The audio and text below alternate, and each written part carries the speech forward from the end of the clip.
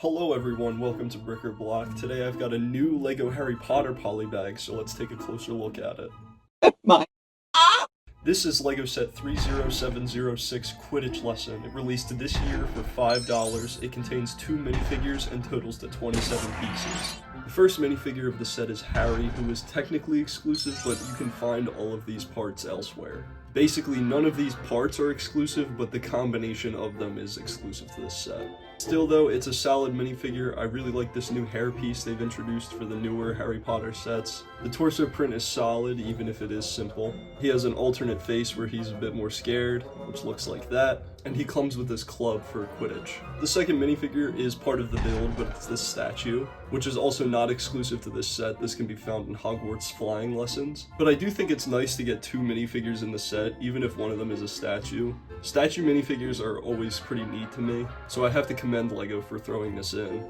The printing on the torso is simple but well executed. Part of me wishes there was printing on the dress piece, but it doesn't bother me too much since it's all gray. There's also some printing on the back, and the set gives you these 2 swords for the statue to hold.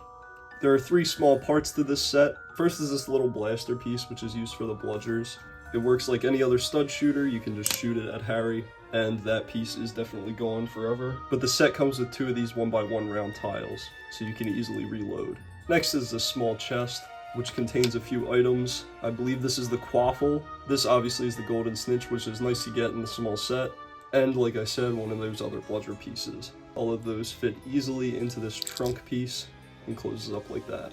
And the final little build is this base for the statue figure. Part of me feels like it's weird that they did this in tan colors, but it's not a huge deal. There's a little patch of grass under it as well with one 2x6 plate, and I think this looks fine for what it is. Before we end off the review, here is the polybag itself. There's nothing too special or unusual on this, and the instructions also do not contain anything particularly interesting. Overall, I think this set is a decent deal for $5. It's definitely not my favorite of the Harry Potter polybags, but it is nice to get 2 minifigures and a lot of the Quidditch gear you would need for a Quidditch game, like the quaffle, the bludgers, and the golden snitch. Part of me wishes this came with a broom for Harry to add some extra playability for kids, but I think on the whole this is a decent polybag.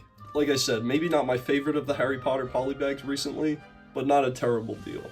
Anyway, that's the review. Thank you for watching. Be sure to stay tuned for more 2025 polybag reviews, and I'll see you all in the next one.